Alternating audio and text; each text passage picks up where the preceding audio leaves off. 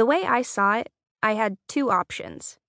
One, I could walk into school acting how I felt, i.e., sewage seeping out of a gutter.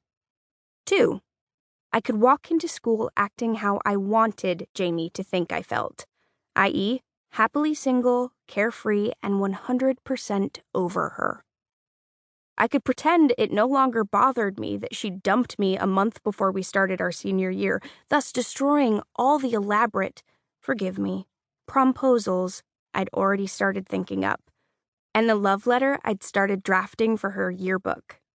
Never mind how many hours I'd wasted mapping the perfect road trip course between NYU, where she'd be next fall, and the University of North Carolina, where I'd be. The perfect plan to keep us together even in the face of medium-long distance. Jamie would never have to know I'd begun the initial research on a surprise fall break trip to Washington, D.C., the natural halfway point between our colleges, because Jamie talked about it like it was Disneyland. She wanted to be the third woman president. Third, specifically, because it would be pathetic and disgusting if there weren't at least two other women presidents before she was old enough to run herself. Her words. I looked at the dashboard and realized I'd been gripping the wheel of my parked truck in the student lot for 11 full minutes. And I was still too early. For the first time since I'd gotten my driver's license, Jamie hadn't ridden with me to school. After she dumped me, she texted me to say she thought it would be best if she caught a ride with Alexis for a while instead. I hadn't thought that far ahead yet. Hadn't imagined all the things we did together that I'd have to start doing without her. It made me wonder how long she'd been thinking about breaking up with me before she did it. Fine with me, I'd texted back. You're pretty out of the way. Obviously, that was before I decided to be cool and mature and happy, honestly, about this whole thing. The upside to driving to school alone was that I could listen to any kind of music I wanted, and no one could complain or ask me to play some horrible new indie band's EP instead. The downside was that, so far, I'd used my newfound freedom to blast my tragic lesbian breakup playlist 64 times in a row. A sampling.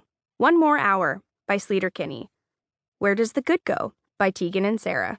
Cliff's Edge by Hayley Kiyoko. Give Me One Reason by Tracy Chapman. My Heart Will Go On by Celine Dion. Maybe Celine Dion wasn't gay, allegedly, but whatever.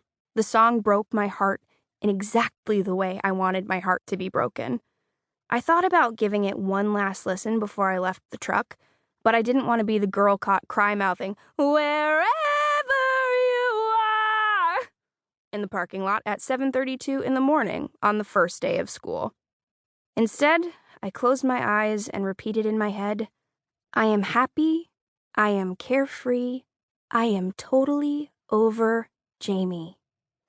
We were just going to be friends now, and someday, if not today, I would be completely cool with that, because I had promised her I could be.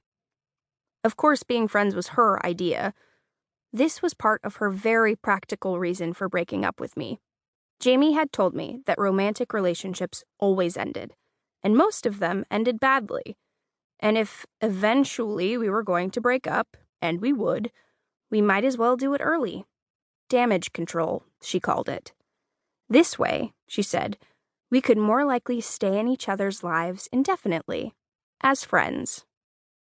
Imagine being told the reason your girlfriend can't date you anymore is that she likes you too much.